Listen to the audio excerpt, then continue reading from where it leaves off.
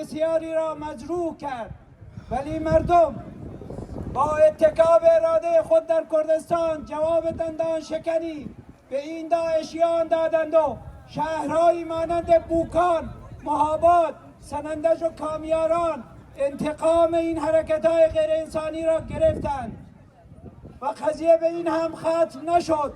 به بیشتر شهرهای ایران رسید و بازاریان در تبریز، تهران، شیراز، اهواز و اصفهان به اعتصاب روی آوردند تا قلب و مغز تپنده این انقلاب ژینا را، کردستان را حفظ کنند.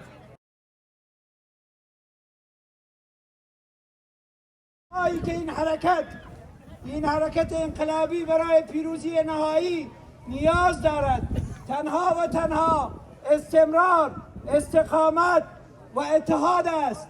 پس نباید اجازه داد بر اینها نایل آید و باید این پروژه را گسترده تر کرد و برای این کار هیچ روزی از فردا مناسبتر نخواهد بود.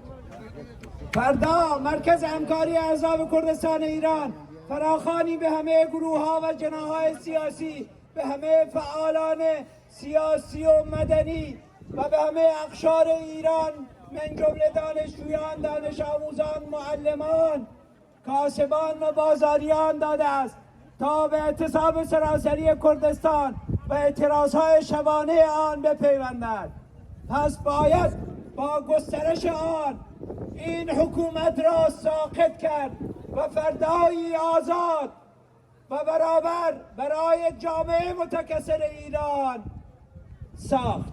با سپاس. مرگ بر جمهوری اسلامی! زن زندگی آزادی! ژن ژیان آزادی! ژن ژیان آزادی! مرگ بر جمهوری اسلامی!